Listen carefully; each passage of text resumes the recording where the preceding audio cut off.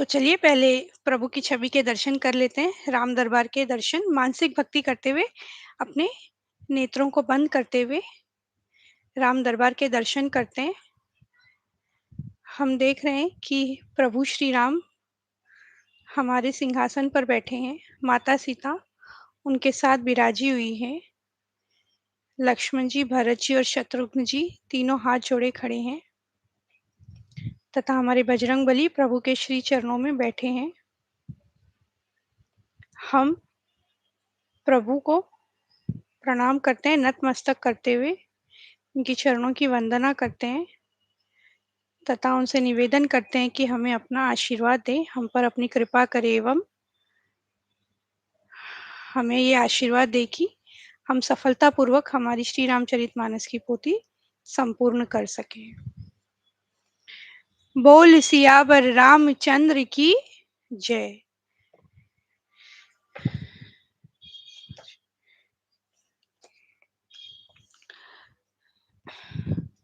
तो फिर कल हम देख रहे थे कि सुमंत्र जी अयोध्या नगरी में आए हैं और अब सभी पूछ रहे हैं कि क्या हुआ, राम जी और कहाँ हैं, राम लक्ष्मण और सीता कहाँ हैं।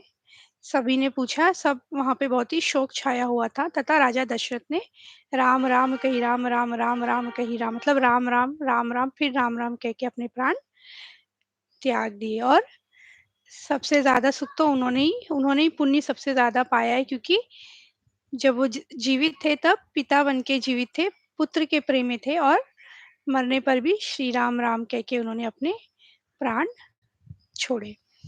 और फिर भरत जी और शत्रुघ्न जी को संदेशा भेजा गया दूत के हाथों। और इतने में तो भरत जी को तो जैसे कुछ अपशगुन हो ही रहे थे, स्वप्न में बुरे बुरे सपने आ रहे थे। और जैसे ही दूत आया वहां से फटाफट ये लोग निकले। और जाने के बाद जब पता चला, सभी बड़े दुख में थे किंतु कई कई बड़ी खुश थी कि मेरा बेटा आया है, आरती उतार रही थी। जब इन दोनों भाइयों को पता चला कि पिताजी की मृत्यु हो गई है, वो स्वर्गलोक पधार गए हैं, देवलोक को पधार गए हैं तथा भाई राम लक्ष्मण एवं सीता माता सीता जी वन को चली गई हैं, फॉरेस्ट को चले गए हैं, तो इन्हें बहुत ही दुख हुआ।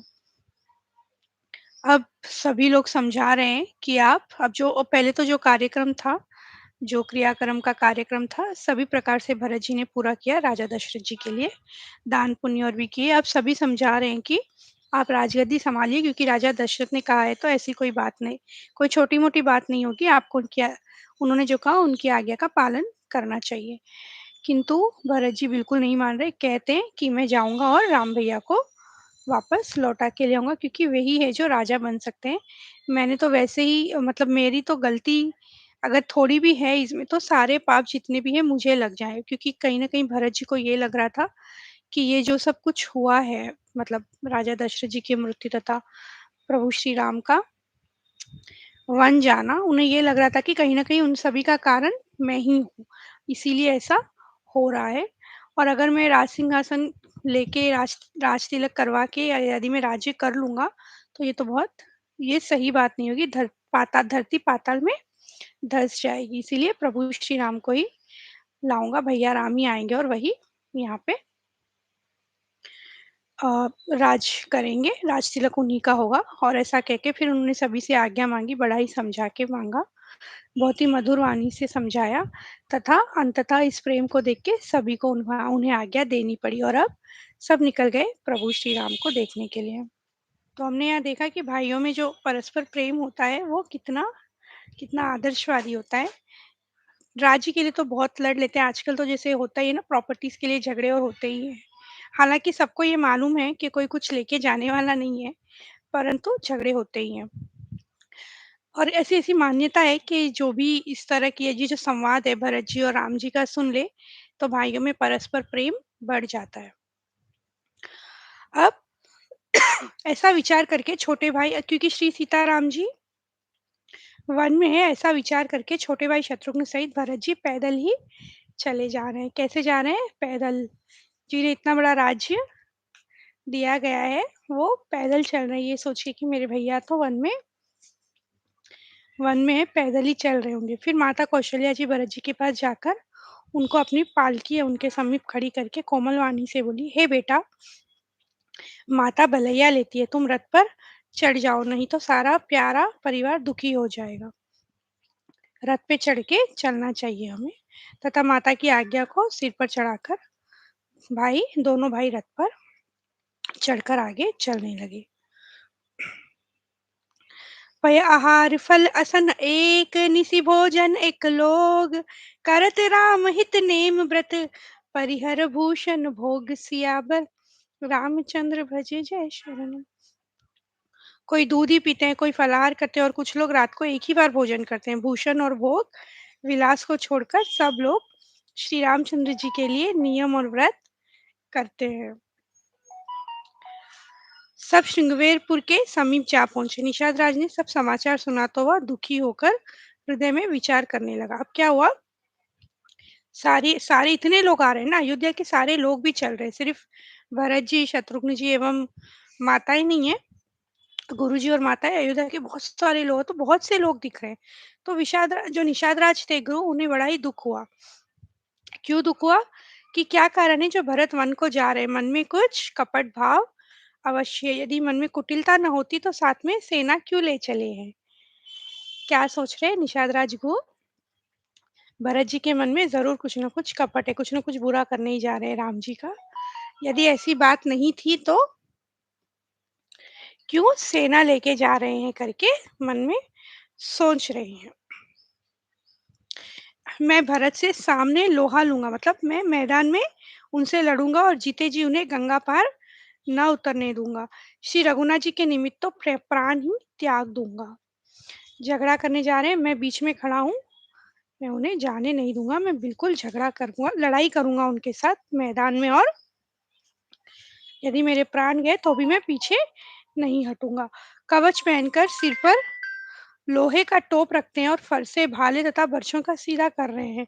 कोई तलवार के वार रोकने में अत्यंत ही कुशल है, वे ऐसे उमंग में भरे मानो धरती छोड़कर आकाश में उछल रहे हो, क्योंकि प्रभु श्री राम के लिए लड़ने जाना है। सभी सेना, जो निषाद राजगुरु की सेना थी, वो तैयार हो गई। एक बूढ़े ने शगुन विचार कहा, मतलब अब सब इतने, ये इन लोगों को क्या लग रहा है कि लड़ने के लिए आए हैं भरत जी राम जी से, हम इन्हें जाने नहीं देंगे, गंगा जी पार करने ही नहीं देने वाले, चाहे कितनी बड़ी सेना हो, चाहे हमारे प्राण ही क्यों ना चले जाए, हम इनको यहाँ से जाने नहीं देंगे प्रभु के पास। फिर इतने में क्या हुआ?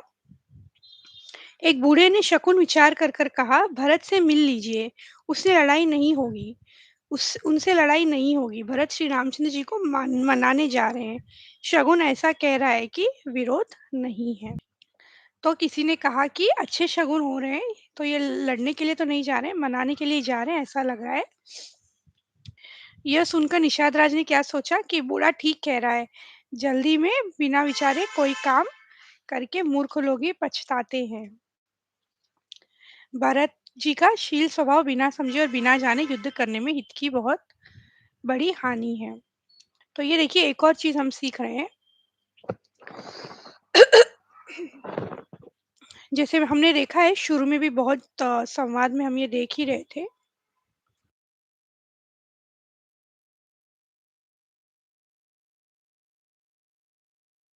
बहुत से संवाद में हमने देखा कि राइट टाइम पे राइट डिसीजन लेना चाहिए। ये श्री रामचरितमानस से हमने एक बात हमें सीखनी है, और ये हमें कहीं भी काम आएगी हमारे जीवन में। मतलब जब छोटे हो, बड़े हो, पढ़ाई कर रहे हो, या फिर डिसीजन अक्सर होता है ना, बच्चे 10th पढ़ रहे हैं, अब इसके बाद क्या करना चाहिए, but that is the right time और राइट डिसीजन भी लेना चाहिए। तो यहाँ पे गो, हालांकि वो सभी तैयारी कर रहे थे लड़ने के लिए, किंतु एक बात के लिए उन्होंने ये सोचा, जैसे ही किसी ने कहा, तो उन्होंने ये सोचा कि हाँ, हमें जल्दी में बिना विचारे कोई काम करके, मतलब करना नहीं चाहिए, ऐसा करने से तो मूर्ख लोग ही पछताते हैं। तो हम भी जैसे कहते हैं ना, जल्दी का काम शैतान का होता है। तो जल्दी किसी चीज की हमें नहीं करनी चाहिए, पहले उसे एनालाइज करना है। कोई भी डिसीजन लेने से पहले थोड़ा सा एनालाइज करके और फिर हमें डिसाइड करना चाहिए। तो यही यहाँ पे हुआ है।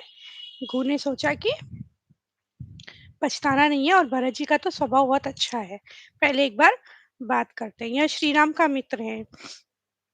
पहले तो निषाद, अब ये जैसे जैसे आगे गए, निषाद राज मुनिराज वशिष्ठ जी को देखकर अपना नाम बतलाकर दूरी से दंडवत प्रणाम किया, तथा वशिष्ठ जी ने राम जी का प्यारा जानकर आशीर्वाद दिया तथा भरत जी को समझाकर कहा।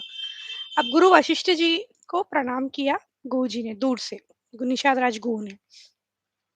और जो वशिष्ठ जी थे, गुरु वशिष्ठ जी भरत जी और से मिला रहे हैं, कह रहे हैं, यह श्री राम का मित्र है। इतना सुनते ही भरत जी ने रथ त्याग दिया। वे रथ से उतरकर प्रेम में उमंगते हुए चले। करत दंडवत देखित ही भरत लीन उरलाई, मनहु लखन सन भेंट भई, प्रेम नरदय समाई, सियावर रामचंद्र भज जय शरणम। दंडवत करते देख कर भरत जी ने उठाकर उसको छाती से लगा लिया। हृदय में प्रेम समाता नहीं है, मानो स्वयं लक्ष्मण जी से ही भेंट हो गई है। भरत जी गु को अत्यंत प्रेम से गले लगा रहे हैं। क्यों? जैसे ही पता चला कि ये श्री राम जी के मित्र हैं, बड़े ही चाव से गले लगाया। और गु कह रहे हैं, जो लोक और वेद दोनों में सब प्रकार से नीचा माना जाता है, मतलब ये नीच जात के हैं, और जिसकी छाया से छू जाने से भी स्नान करना पड़ता है, उसे आपने प्रेमवश गले लगा लिया है। तो मतलब कहने का तात्पर्य ये है कि कोई नीची जात का भी हो, लेकिन अगर प्रभु श्री राम का मित्र हो गया तो फिर वो बहुत ऊंची जात का ही हो गया। इसमें कोई आश्चर्य नहीं कि युग युगांतर से यही रीति चली आ रही है।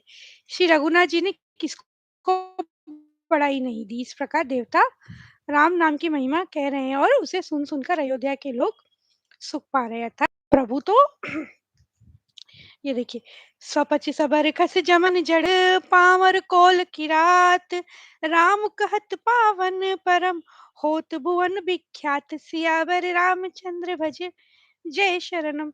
मूर्ख और पामर, चांडाल, शबर, खस, यवन, खोल और किरात भी राम नाम कहते ही परम पवित्र और त्रिभुवन में विख्यात हो जाते हैं। देखिए, राम नाम की महिमा फिर से हमें बताई जा रही है, चाहे कोई कितना ही नीचा हो, राम नाम की महिमा से तो सब विख्यात हो ही जाते हैं। और प्रभु श्री राम भी देखिए आप, मतलब जो नीचे जात के उन्हें भी अपना मित्र कह रहे हैं। इक्वालिटी यहाँ पे दर्शाई गई है वापस से, जैसे हमें कभी किसी को नीचा नहीं कर समझना चाहिए, किसी को हमसे मनुष्य को कम नहीं समझना चाहिए। और फिर बात दोनों में बातचीत चलने लगी।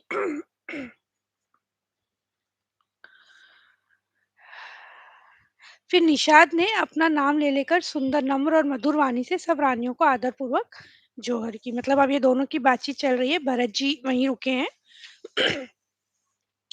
अब पूछ जहाँ सीता जी, श्री राम जी और लक्ष्मण जी रात को सोए थे, ऐसा कहते ही उनके नेत्रों के उनके नेत्रों में अप्रेम अश्रुओं की जल भर आया। भरत जी के वचन सुनकर निषाद को बड़ा विषाद हुआ। वह तुरंत ही उन्हें वहां ले गया। पूछ रहे हैं कि कहाँ रुके थे भैया, और कहाँ रुके थे, कौन सी जगह गए थे।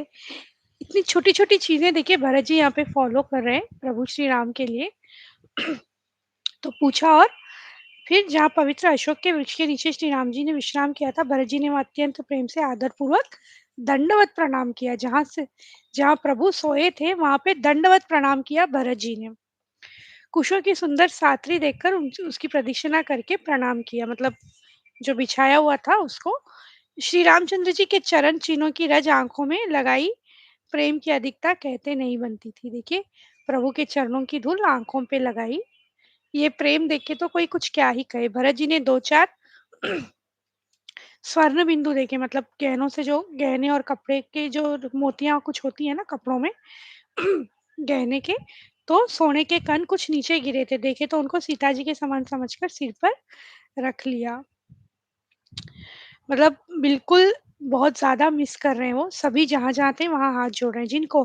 जिनकी कोमल मूर्ति और सुकुमार स्वभाव है, जिनके शरीर में कभी गर्म हवा भी नहीं लगी, वे वन में सब प्रकार की विपत्तियाँ सह रहे हैं। बड़ा ही दुःख हो रहा है, बड़ा ही जैसे वज्र का भार लगता है ना, वज्र जैसे लगता है, इंद्रदेव का जो वज्र होता है लगता है, तो बहुत तकलीफ होती है, उस तरह से एक-एक चीज़ उन्हें लग रही थी। सुख स्वरूप रघुबंश मनी, मंगल मोद निधान, ते सोवत कुस डासी मही, विधि गति अति बलवान, सियावर रामचंद्र भज जय शरणम। जो सुख स्वरूप रघुवंश शिरोमणि श्री रामचंद्र जी मंगल और आनंद के भंडार है, वे पृथ्वी पर कुशा बिछाकर सोते हैं। विधाता की गति बड़ी ही बलवान है। बहुत, मतलब अपने आप को फिर भरत जी बहुत ही धिक्कार देने लगे कि ये मेरी वजह से हो रहा है। तब निषाद प्रेम पूर्वक समझाने लगे, हे नाथ, आप व्यर्थ विषाद किस लिए करते हैं? श्री रामचंद्र जी आपको प्यारे और आप श्री रामचंद्र जी को प्यारे हैं। यही तो सारा सिद्धांत है।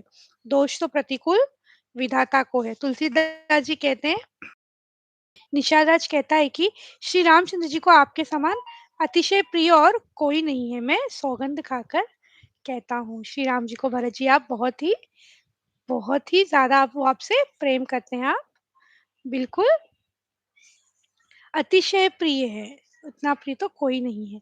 वे उस स्थान की परिक्रमा करके प्रणाम करते हैं और कई-कई को बहुत देश दोष देते हैं। तो जहाँ-जहाँ प्रभु गए वहाँ-वहाँ जा रहे हैं, परिक्रमा दे रहे हैं, प्रणाम कर रहे हैं और कई-कई को मतलब उनकी माता को वो इस बात के लिए दोष दे रहे हैं। 4 घड़ी में सब गंगा जी के पार उतर गए, तो भरत जी ने उतरकर सबको सँभाला। प्रातः काल की सारी क्रीड़ाएँ की, अब भरत जी पैदल ही चले। उत्तम सेवक बार-बार कहते हैं कि हे नाथ आप घोड़े पर सवार हो लीजिए। परंतु श्री रामचंद्र जी तो वो कहते हैं श्री रामचंद्र जी तो पैदल ही गए और हमारे लिए रथ, हाथी और घोड़े बनाए गए हैं। तो क्योंकि वो पैदल चल रहे हैं, मैं भी यहाँ से तो मैं पैदल ही चलूँगा।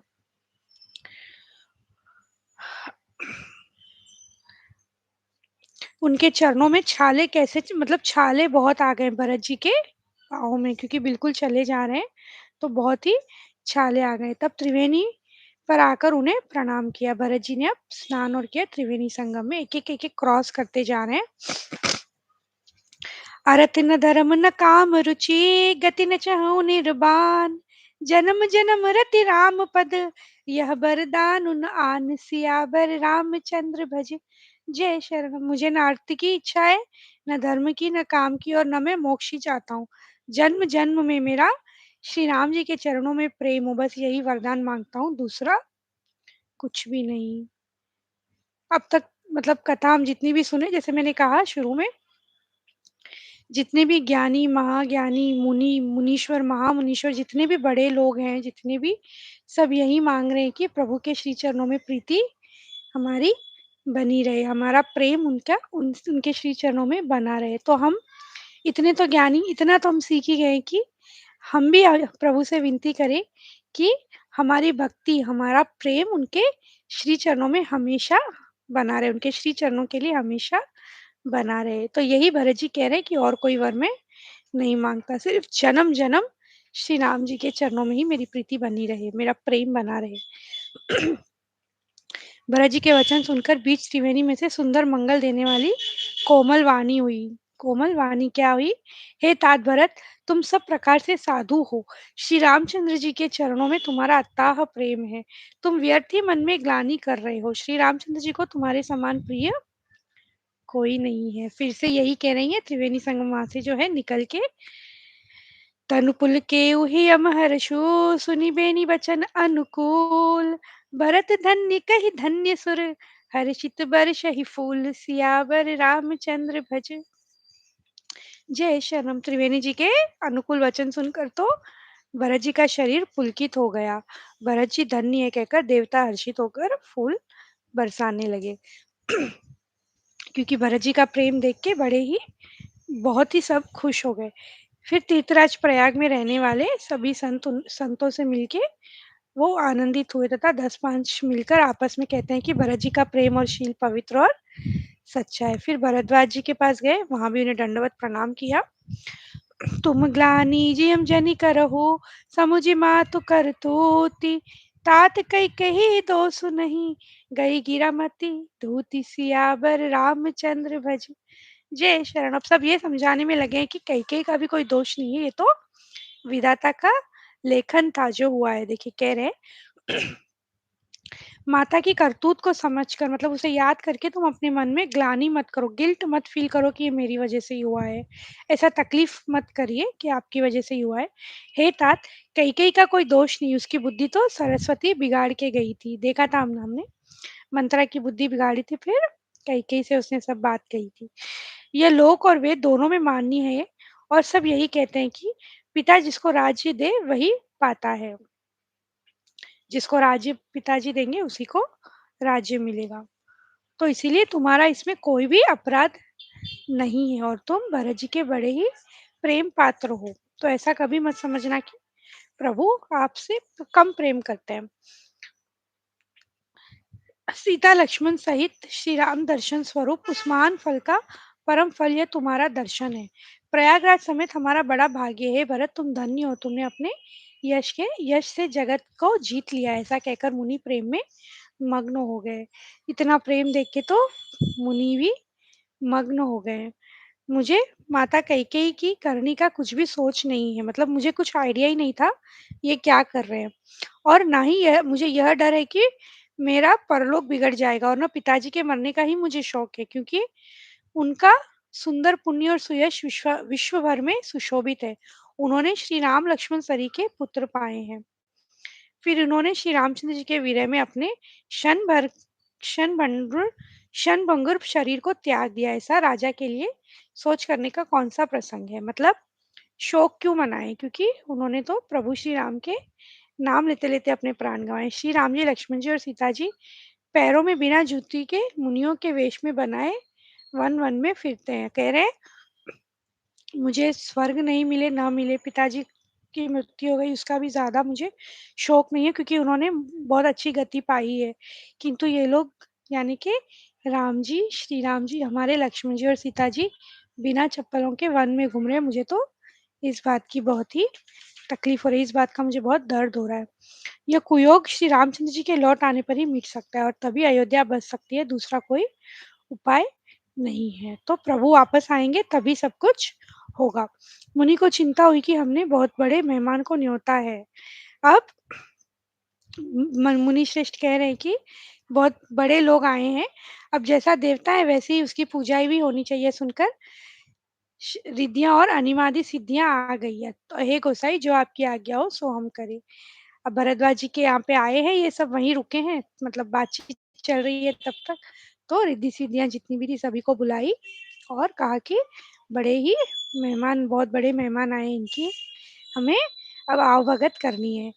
राम बिरह व्याकुल भरतु सानुज सहित समाज, पहनाई करि हरहु श्रम, कहाँ मुदित मुनिराज सियावर, रामचंद्र भज जय शरण। मुनिराज ने प्रसन्न होकर कहा, छोटे भाई शत्रुघ्न और समाज सहित भरत जी श्री रामचंद्र जी के विरह में व्याकुल है, इनकी आतिथ्य सत्कार करके इनके श्रम को दूर करो। ऐसा कहकर उन्होंने बहुत से सुंदर घर बनाए, जिन्हें देखकर विमान भी विलकते हो, मतलब लज्जा जाते हो। रिद्धि सिद्धि आई, जितना भी मतलब एक एक चीज, इतनी अच्छे अच्छे घर भी बनाए वहां रहने के लिए, सुंदर सुंदर। और घरों में सारे भोग यानी इंद्रियों के विषय और ऐश्वर्य का सामान भर भर कर रख दिया, जिसे देखकर तो देवता भी ललचा जाए, तथा दासी दासियां भी वहां पे रखी, जो कि सारी सामग्री मन लगाकर अपने कामों को कर रहे थे। तो जो भी सारे सुख स्वर्ग के थे वो सब यहाँ पे मुनिराज के आश्रमों में आ गए। किनके लिए? भरत जी तथा सभी अयोध्या नगरी के लोगों के लिए, जो जो साथ में आए। जब भरत जी ने मुनि के प्रभाव को देखा तो उसके समान उन्हें सभी लोकपालों के लोग तुच्छ जान पड़े। मतलब जो इंद्रदेव, वरुण देव, हमारे सभी देवता है, कुबेर देव, और उनके भी मतलब कम ही मालूम पड़ रहे मुनि के सामने। तो आसन, सेज, सुंदर वस्त्र ये सब वहां पे लाए गए। ये सब देखकर तो लोग हर्ष और विषाद के वश हो रहे थे। हर्ष इसीलिए क्योंकि सब मिल रहा है, किंतु विषाद किस लिए? क्योंकि श्री राम जी के वियोग में हम ये सब ले रहे हैं। तो ये सब बीच में फंस गए हैं वो लोग, करें या ना करें। तो अब यही बातें कर रहे हैं, फिर कह रहे हैं कि न तो उनके पैरों में जूते हैं और न सिर पर छाया ही है। ये फिर वही बात कह रहे हैं कि मुझे बड़ी तकलीफ हो रही है उस बात की, कि वो ऐसे चल रहे हैं। भरत जी ने इस प्रेम के प्रभाव को देखकर देवराज इंद्र को सोच हो गया। तो अब एक बहुत इंटरेस्टिंग बात आती है क्या, कि सब कुछ अच्छा चल रहा है, जो भरत जी हमारे हैं, इतना इतना प्रेम है उनके मन में प्रभु श्री राम के लिए। जैसे हमने देखा हर एक चीज, एक एक संवाद हमने देखा कि कितना प्रेम है उन्हें प्रभु श्री राम से, उनके भाई से, और कितनी उन्हें पीड़ा हो रही है ये सोच के कि वो लोग वन में बिना जूतों के धूप में इस तरह से घूम रहे हैं, तथा वो खुद भी पैदल चल रहे हैं, उनके पैरों में भी बहुत से छाले पड़ रहे हैं, हर जगह जहां भी देखो वहां प्रणाम कर रहे हैं। किंतु अभी तो और देवी-देवता सभी जितने भी हमने देखे, जैसे नदियाँ हमने देखी, ऋषि-मुनि हमने देखे, सभी क्या कह रहे हैं कि ये तो बहुत ही अत्यंत प्रेम करते हैं आप प्रभु श्री राम से तथा प्रभु श्री राम के भी आप बहुत ही प्यारे हैं। तो ये देख के इंद्रदेव को सोंच हो गया। हो सिया राम मैं सब जग जानी, करहूँ प्रणाम जोरी जुग पानी। राम सिया राम जय जय राम। राम सिया राम जय जय राम। बोल सियावर रामचंद्र की जय, पवन सुत हनुमान की जय। बोलो भाई सब संतन की जय। यदि चैनल को लाइक नहीं किया है, सब्सक्राइब नहीं किया तो सब्सक्राइब करें, वीडियोस को लाइक करें, कमेंट करें, श्री राम जय सिया राम जो भी आप करना चाहें तथा अपने दोस्तों रिश्तेदारों से इसे शेयर ज़रूर करें, क्योंकि अगर कोई सुनना चाहते हैं श्री राम कथा, बड़े बूढ़े